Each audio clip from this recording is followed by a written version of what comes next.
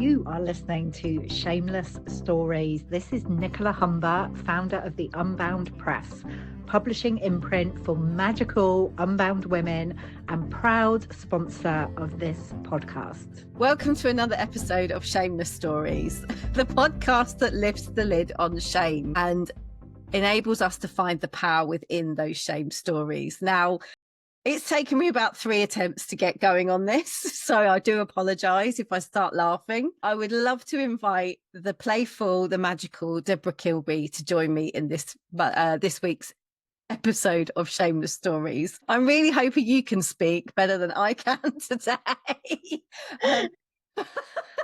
Debra is an author, a healer, a spirit baby medium, and a soul plan coach. I am going to hand the floor to you, Debra, and compose myself. It's just really for me, I swear. I love it. It's like when you were at school and you weren't supposed to be laughing and then you just stop. You can't stop. But it's a great way to open the podcast with some laughter, especially when we can be diving into some topics that feel very far from something to laugh at. But it's good. What I feel is that the spirit babies are actually joining us here right now. And if you've just joined and you don't know anything about spirit baby, just let that go for a minute. But it's just these energies of the babies who are in another realm. They're not on the earth yet, but I just feel they've just brought in this joy energy and this playful energy, as they always do, because we're likely going to be talking about journeys to motherhood, a baby loss, termination, struggling to conceive. And these are really really deep, really hard experiences, but the babies have a very different perspective around that, and I think they really want to just open the space with a vibe that I hope that that is shared not only just with us two sitting here unable to stop laughing, but I just think they're bringing in this infectious joy to lift the energy before we start going into those topics. So really, if anyone is listening to this and has been through any of those experiences or in those experiences, that your babies are joy. Like they hold no shame, they hold no unforgiveness, they hold no guilt, they hold no blame, they hold love and they hold joy, no matter what you are being in. That's we're going to talk about that, but what the babies are coming in immediately with, before we even start talking about who they are, is that they are absolutely fine, they are joyful, and they are just rippling their love and joy to all of us, and all of us who might be feeling very far away from that. Yeah, I mean, it's so interesting because the last podcast I recorded was with the Joy Queen, Cat Googe. So I also feel like that's like, it's all about choosing joy. Like there is an aspect of, like you were saying, there is this kind of shame, this taboo nature around some of the topics that you've just very briefly touched on, like child loss.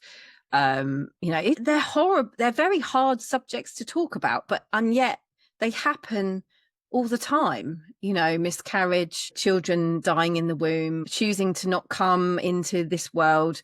It's like, it's just very, very, you don't really see people talking about that, and yet that's the reality. It does happen all the time, and it causes so much grief for the mother. I just wonder, I think it would be a really great opportunity for you to sort of speak into what shame feels, what it means to you, and how that word feels with you, and then perhaps maybe a little bit more about your story. That's how we connected. So yeah. Yeah, shame. Oh my goodness. And just on that, like, we can choose joy. So how I'm shown it is that joy is obviously a frequency of feeling and energy. Guilt and blame is an energy. So we have access to it all. Just because we're feeling guilt, blame, or shame acknowledge that, just be in that. You're in alignment when you're feeling that, but also keep in the back of my mind, oh, okay, I also have access to this, I see them like bubbles, okay, or waves. I'm choosing the wave of joy right now, or I'm choosing the wave of guilt right now, because there's no good, or one's not better than the other.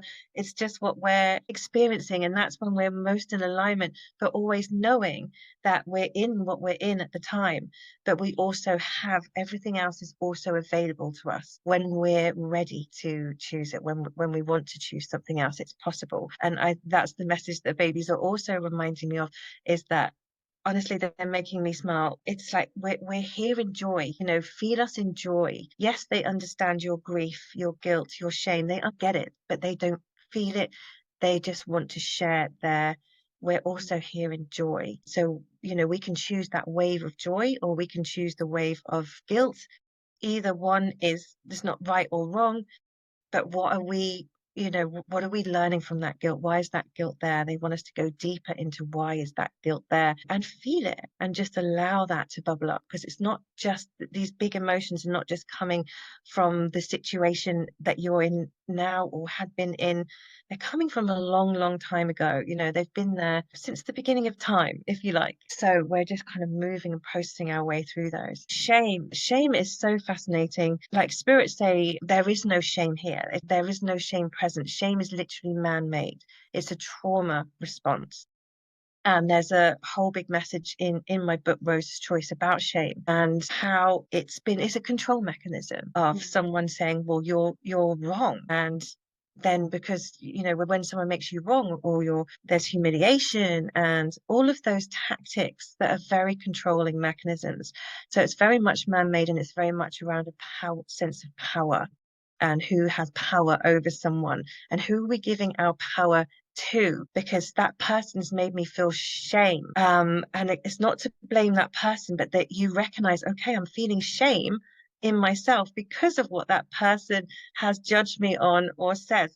So, okay, just take responsibility for that shame, that feeling that you're feeling. Why is it there? It's not just there because someone said something. That what that person said has brought it to light, so you can feel it. So it's there. But it's not because you're wrong. It's not because there's something bad. It's not. It doesn't. It's man-made trauma. It's a trauma response. So love, love, love that part. In terms of my own shame, my gosh, I just, it's kind of always been present.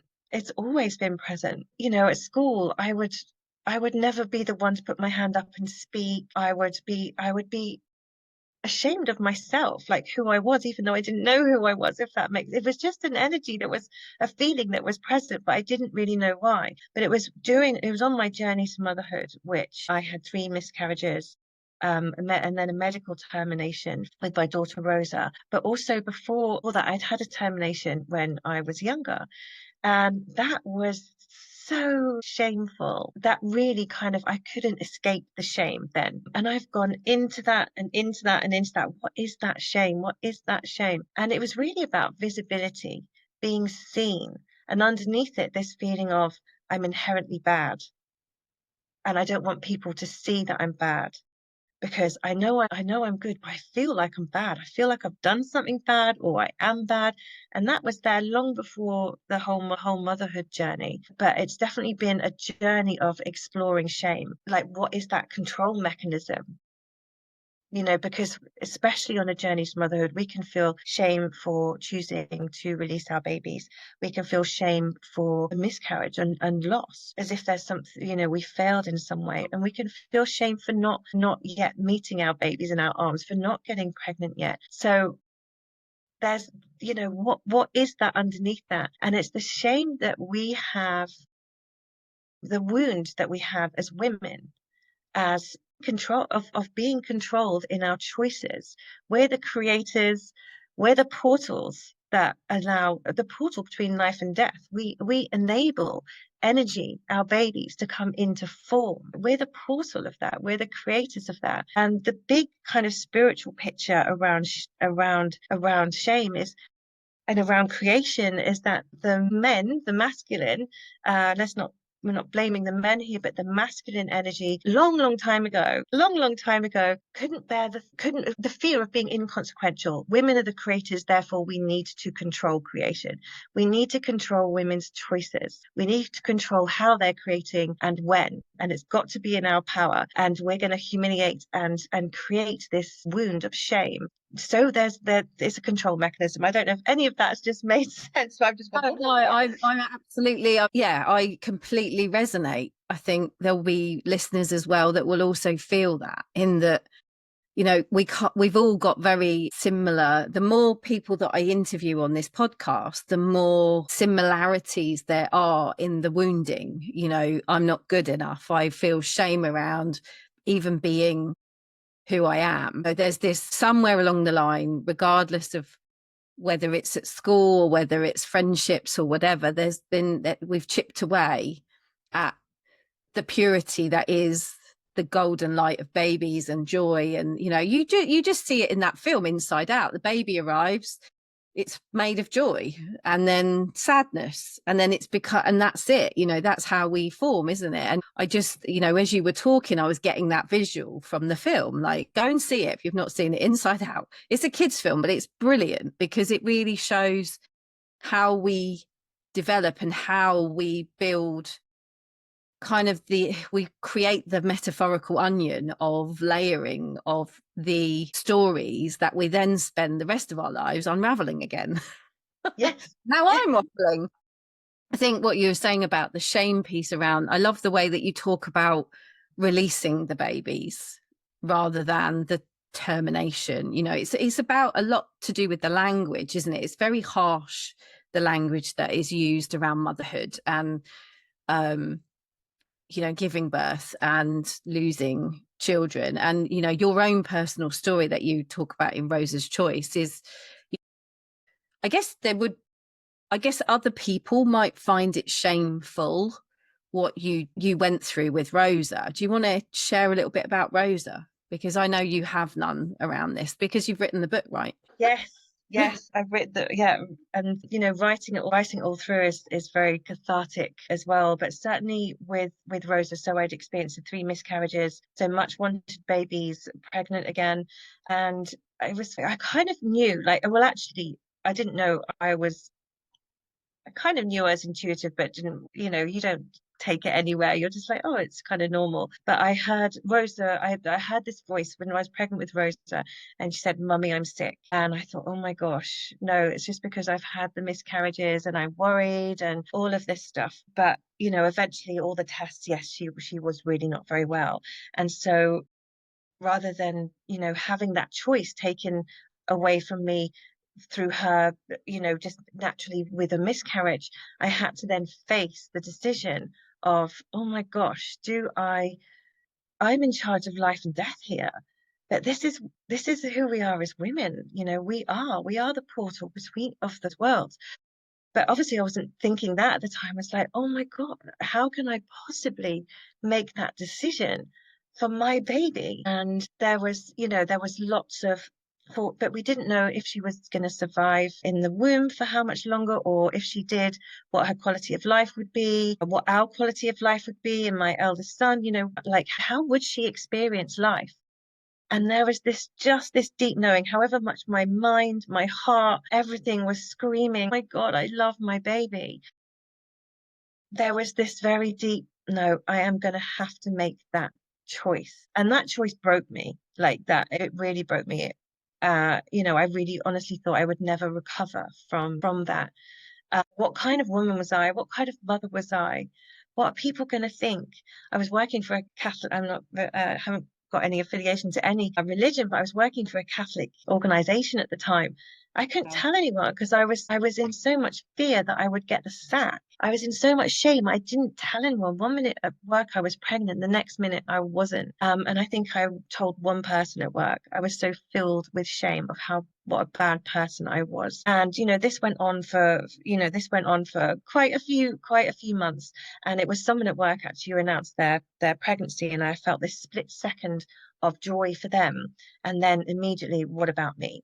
And where's my baby? Why did I have to go through all this? Why am I being punished? What have I done? And it's because I had a termination when I was younger.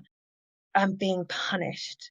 It's all my fault. Like, it's because I am such a bad person.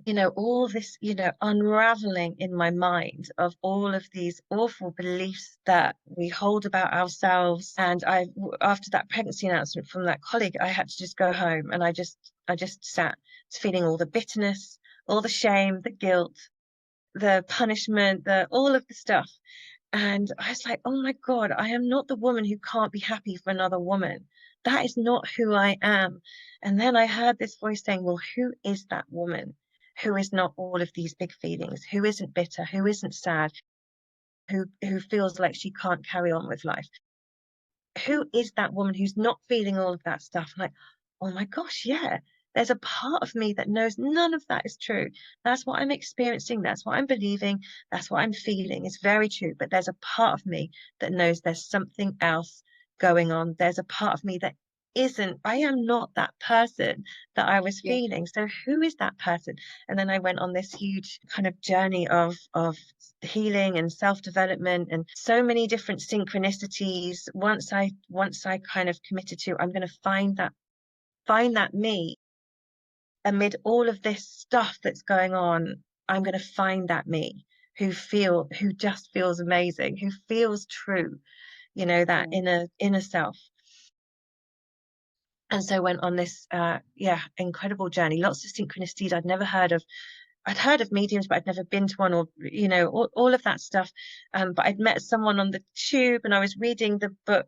It was my counselor at the time. She gave me the book Many Lives, Many Masters, all about past lives. And I read it and thought, it just sparked something up in me, like, oh my God, this is what's true. There's much more going on. And then this guy on the tube, and you never speak to anyone on the tube in London, he said, oh, I've read that book. I go to this place in Balham, and they have mediums. And I said, oh, I wonder if I can connect with Rosa. So they've kind of started this journey of what's going on behind the scenes. And just to skip ahead a while, I was on the tube. Lots of things happen on the tube, and I'd just been out with some work colleagues, and for the first time shared the truth of what had happened. And she said to me, wow, how do you feel about it now? And I said, I feel so grateful. Rosa's changed my life. And I was so shocked that I could be grateful for something that had, really nearly broken me. It's like, oh my God. And I sat on the tube writing down, how can I possibly be grateful for something, how can I be grateful? And then I felt this energy in the whole tube changes. From my perspective, it just changed around me. And I saw Rosa, heard her, and said, we're going to write a book together. And you're going to help, or we're going to help women. We're going to help women. No, it's not their fault. There is something so much more going on behind the scenes. And together, we're going to empower women through these experiences. And I said, well, if we're going to write a book, show me the front cover. And then, of course, the front cover managed to kind of go into the designers. I managed to, and that is that, I know you can't see it on a podcast, but that's the front cover that Rosa showed me on that day. So this was my journey coming out of shame. So I'd shared it in a women's group for the first time. I shared it with my colleague there. Then I shared it in a women's group. Then and there was only love and compassion, as I would have love and compassion for someone who had been through that. But I couldn't give that to myself at the time, because I was in so much of the belief that I was a bad person. So that's kind of, and in terms of connecting with when she said we're going to write the book, I said, oh, I need to find a medium who can channel her, who can tell her side of the story. And I went to 3 mediums, and they all said her energy's too high. I can only connect with her through my guides. I can't connect with her. I was like, oh my God. And I'd started kind of channeling with the soul plans that I was doing, because I can tap into people's soul energy and their soul plan. And I said, I wonder if I can connect with Rosa. I wonder if I could channel her. And boom, there she was. And and her biggest message to me, and there's been a lot, generally for everyone, not just for me, was I came in unwhole in order to make you whole. You were only living kind of a half life. You didn't know the truth of you. And that was why I'm here. And that's why it had to be your choice. And my book is called Rosa's Choice, because the choice that we make, it's our responsibility. It's our choice. But it's knowing you have a choice, because women, if we go back however long in our conversation that was ago, about the choice, our choices of creation, when we create who, but that the masculine needs control over creation because they're so scared of it. We are reclaiming our choice. We know we have the choice over our bodies, over our mental health. We have the choice. We remember that as women, we have choice. And what the babies say about termination is there is no such thing as termination. You cannot terminate energy. It's not in our human power to terminate energy. But what is terminated is the beliefs that we have about ourselves. Just got a little line in my book that I wanted to, for it's through the experience of this pain and of this shame and the experience of this loss of your baby, your values, your beliefs of thou shalt not kill, your loss of self and who you thought you were, because this is what your so-called termination does. It does not terminate your baby soul, for this is not a law of the universe. It terminates instead many things about yourself, and this is what termination is for. And if you are not ready to experience this termination, this death of your old ways, your old patterns and programs, and who you thought yourself to be, then we do not recommend this experience for you. Anyway, there's a whole big message in there. I don't know if I'll stop talking for a minute. But basically, it's about reclaiming our choice. And, when I was tuning into the Roe versus Wade decision and all the, awful women's choices. And they said it's a great shock that one's own physical and mental health and well-being is not in charge of you, but seemingly in charge of others. And then went on to say the woman is made to feel responsible for the life of another, but then they aim to take that responsibility away from them. Though this is inconsistent. So they wish to take on the responsibility for the unborn child while simultaneously blaming the mother for their need to do so. So it's all about, really taking this choice away from women. Yeah, I mean, that's a whole other podcast, that whole discussion around what is happening with that at the moment. And, there's so many other, I mean, we've talked about this off camera, off podcast, about what's going on with women and their fertility journeys, with the jabs, with our menstrual cycles, with microplastics in our bodies that are causing things to happen earlier and later. And there's a lot of interference, I guess. There's a lot of interference in our bodies. And like you were saying about the termination piece, I had to make the decision as well. But and at the time I felt very selfish for making that decision. But I knew in my heart that I wasn't ready. I was young. I wanted to live life. I wanted to be a bit wiser before I brought another being into the world. I knew that about myself, and that's the choice that I made. And I think, again, there is this, I don't know, that it's almost like you're forced to push through because that happened to you. It's almost like, actually, if you know that about yourself, that's okay. I think it's just having the permission that you can do this if this is what happens to you. And I think, again, that's another word that's come up a lot in recent podcasts, is giving yourself permission to do what's right for you. And the fact that Rosa had communicated with you kind of gave you that permission as well, right? It kind of made it okay that both of you made the choice together that this wasn't going to work. But then you had the happy ending. You had another child and he's great. I love that. I just find it fascinating when I talk to you, because is the root of everything. Like, we are all created in that way. We all come from we don't know where.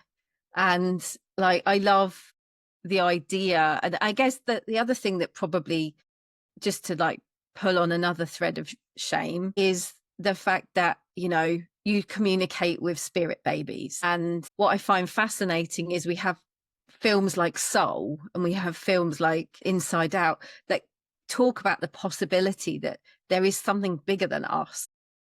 And yet when you are faced with that in reality, there's still a little bit of judgment around the fact that you speak to, yeah, we can talk to ghosts, but why would we talk to babies? Do you know what I mean? It's like, hang on a minute, it's all right, it's acceptable to have, you know, Anne Boleyn haunting Hampton Court, but it's not acceptable for you to talk to babies that don't even exist. That's another point that I find fascinating. Yeah, oh my gosh, it's yeah, and that's, you know, that's been a whole, I mean, I've been doing this now for, you know, like almost 10 years. And at first it's like, oh, of course you're going to question yourself. Yes, question yourself. You know, it's good to question yourself. Is this happening? Is this real? You know, I was in and out. Is this really happening? And it's such a sensitive topic as well. You don't want to go and saying, yes, I can talk to your babies. I know, yes, it's a massive responsibility. It's a huge responsibility, actually. And a position of trust, that someone's trusting you with their story, with their experiences, and trusting you to connect with the energy of their baby soul. You know, that's massive in itself. But the babies, of course, I mean, imagine a world where we all felt seen and heard before we'd even arrived, that we had a sense of who we were. A most recent message from Spirit Baby is they want us to know what their soul plan is, what their purpose is, because, you know, it's always a surprise. They'll be what they'll be. This is changing. They want us to know what they are coming for, so we can help them on their mission, on their soul plan, on their journey. That's a big shift. But it took me 2 years, I would say, before I actually felt very more comfortable sharing about the babies. But their messages are so profound that I can't, why am I getting in the way of that? That's my own stuff. And it's still my own stuff of visibility, you know, that's an ongoing thing. But their messages are so profound and so important for us in understanding the world and what is going on with life as a whole, but also our individual journeys. And you were mentioning Rosa's choice, because it was her choice as well. And this is the main point, is you know, especially around, well, not especially around termination, but termination as a source of shame, is that your babies knew what was going to happen. Yeah, I can't say 100%, but all the ones that I've connected with, they've got their own reasons for arriving in that way, knowing they weren't meant to stay. Most of them are coming in to the, you know, and I don't know after your termination what changed, but they're coming in to move us out of a path that we're on, that we're not meant to be on. A lot of the babies, so women who were in relationships that were not healthy, domestic violence being one of them, and then they'd find out they were pregnant, and then it would make them think, oh my God, if I have a baby within this relationship when I don't feel safe, is my baby going to feel safe? And they end the pregnancy, but they then end the relationship. So the baby moves them. The babies help us move us in a wholly different direction, a direction that's more, you know, which is more conducive for our soul and for ourselves. So a lot of the time with termination, they're coming in to move us somewhere. They're coming in to give us a massive kick of awareness. And I mean, let's face it, it's a horrible experience. I can't imagine anyone having to make that choice. They're not doing it for fun. You know, this is massively traumatic. It's right, and it's right for them, and it's right for the baby, but it's still massively traumatic, because it just brings up all of the stuff that it was meant to bring up. It brings up the I'm bad, no, I'm terrible, I'm being, you know, all of the stuff. And that is the point. The babies come in to lift us, to make us aware of what's going on within us that we might not know, and lift us out of it, and lift us out of situations that are not good for us. So they're coming in to move, but they're also coming in for their own soul purposes as well. They only need to be, they want that connection with you again, or they, it's for their own soul, for their own soul growth as well. But on the whole, it's for their mums. They come in for their mums to go, right, nothing, this situation is not good for you. I love you so much. I'm going to come in, turn your world upside down to the point of you're going to move out of it and get onto what you're supposed to be doing. So it's all with love. And I mean, that I imagine there'll be people that are listening to this going, because the situation I was in wasn't ideal, and you're speaking into something that I feel as well as, it wasn't serving me, the situation I was in. It wasn't a healthy relationship. It wasn't, I was looking for love in all the wrong places, and it made me realize that actually I deserved better. And I think that is, the fact that that's the gift that I learned personally. I'm sure, I guess it's one of those things where we have to be really honest with ourselves, and that, put aside all judgment from outside, from that external forces that can kind of start like getting into our psyche. But it's almost like once you sit with yourself and you actually really truly understand what you need to do next, it's, that's when it's your choice. That's when it's yours and the baby's choice, I guess. Yeah, and it's all to empower. It feels very disempowering, and we go through awful stuff afterwards. But if you take responsibility for that stuff, if you allow yourself to be in that stuff and look at it, and then, right, where is that there? Where is that coming from? Because that decision is right. The baby knows that decision is right. The babies, let's empower the babies as well, because the more we're in guilt and see them as victims, they are absolutely adamant on that. We're not victims. We are not victims. So when we're holding guilt towards that, we're holding them in a victim space, and they're like, we're not victims. They absolutely are empowered souls that are, coming in for very, unique reasons for each woman or each family. And empowered. Don't see your babies as victims. They're very empowered. We might see ourselves as the victim. So be curious about that. Victim energy. It's all growth. Everything is growth. It's reframed, like you say. It's like, it's not happening to us, it's happening for us. And like, I guess it's like, you have to peel that statement back, because there will be things that have happened to people where they feel, like life isn't fair. Why is this happening to me? However, the reframe is, okay, so this has happened. How can I respond to that? And it's about responding differently, isn't it? It's about making that choice. Like you say, it's all about choice, bottom line. We can, all the time we allow it, we're choosing. Yeah. And I just wrote this line down from one of my channelings, is the repercussions of termination. It is not the punishment and wrath of God. They are, in fact, the blessings of God that allow the age-old wounds of guilt, blame, shame, wrongdoing to be seen and felt, not as a punishment, but as a healing. Because we're living with all these trapped wounds and hurts. So this really is an invitation to look at that, and whether it's that's entirely someone's journey, whether if and when they're ready to do that. But my message, you don't have to stay in that place with it, and your babies absolutely don't want you to stay in that place with it. But it's working through very gently, very lovingly with yourself, so you can feel, all right, that happened, and this is who I thought I was. Now who am I after all of that?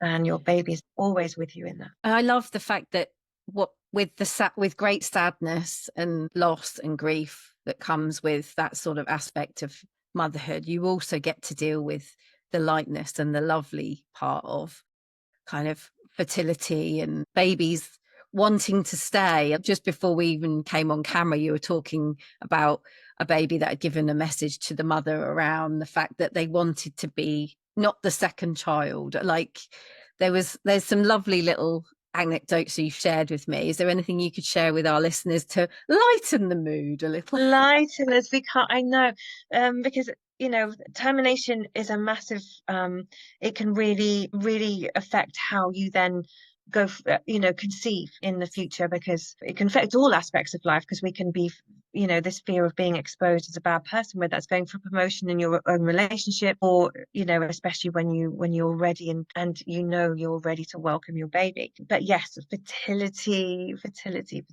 Yes. So yeah, two recent stories. So one who she came to me a few years ago, so she's got a lovely first child and was preparing for a second child, and the message from her baby was, I know I'm the second child, but I'm not here to play the role of the second child. We all, oh, you're the first child, you're the middle child, you're this, and then we go into these fixed family roles. And this baby was like, I'm not coming in to play the role of the second child.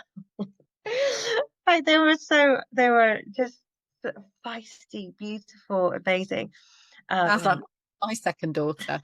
Yeah, why should they have to slip into that role? And then they were asking the mum and the dad, look at your own relation. These are not the words they used, obviously. How do you feel about your own siblings and how you grew up and what role you played? Start looking, when you're with your healing, start looking at your perception of your siblings and your role. And then I will be free to come in and play my role, without having the expectations of all the roles that we put onto ourselves, because that's how families work. They're coming in to change how families are seen and structure.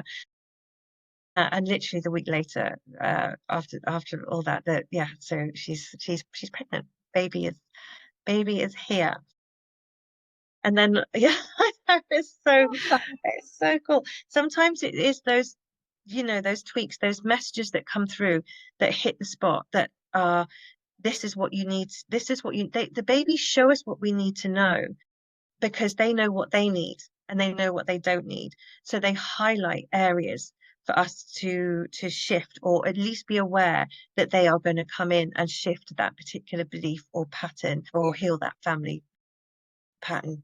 Yeah, they're so cool. And another one, she was showing a past life experience with her mum, where there was a real tragedy, and that baby died in that lifetime, and the mum was holding, of course, massive amounts of trauma and guilt and all of these things. And so the baby was highlighting this past life to heal that trauma, heal that loss, reassure her mum that she was going to be safe in this lifetime, that was not going to happen again. That was not something that needed to be played out, but it was something that needed to be healed, their relationship and their connection with each other. And of course, now she is very much here in the world. Yeah, arrived very recently. So yeah, it's absolutely fascinating. It's mind-blowing. It might be hard to get your head around, and I'm in absolutely no more shame of sharing their stories. I used to hide fear of judgment, but they're life-changing. Their messages are life-changing. What they're offering us and inviting us to is, it's world-changing. It's personal life-changing, but it really is about how we're seeing the world, and what kind of world do we wish to create. And they're here to help us create a very new way of doing it. So, some women go, what am I bringing my baby into this world? Why would I do that? And they're like, we're coming in to change it. So yes, welcome us, because we're here coming in to change that world, as are you, as the mum. So powerful. I love it. I absolutely love it. And like the fact that you've got Tara, if you could share with me and the listeners how people can work with you and what you've got coming up, that would be amazing. So yeah, I think this podcast probably won't go out by tomorrow, but I'm running my From Here to Maternity program live. But that's tomorrow, so that's probably not going to be in time.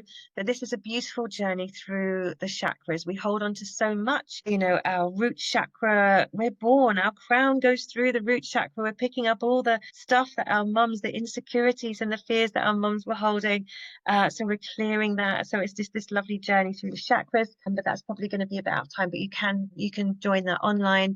You can work with me one-to-one, and that's like the deepest It's a really kind of gorgeous way of working. So you could have a one-off spirit baby reading if you wanted to connect with your baby, and then sharing, then I share their messages. But I feel it's very important that you have that experience with them, because yes, this is my job, if you like, my role. But I believe everyone can do this. We're just remembering that we're able to connect. And, you know, I don't see why spirit baby communication doesn't continue when our children are born. If anyone's heard of the telepathy tapes, go and listen to the telepathy tapes. My goodness, like, this is absolute proof of telepathy, of connection. So yes, spirit baby readings, and obviously the healing. So one-to-ones, whether that's your own soul plan, your babies, your journey to motherhood, in conception or loss, then yeah, it would be just beautiful to help support you in that. Well, you know, I could talk to you all day. We have done, but I'm very sorry I have to wrap up today. So I will share how you can get hold of Debra in the show notes. But if you are interested in getting in touch with her, please do. She is very magical, as you have heard. So thank you again for joining me, Debra. Thank you. Just always gorgeous to hang out. We must meet up in person soon. We will, absolutely. It's a date. And thank you for listening to Shameless Stories. We'll be back next week with another episode.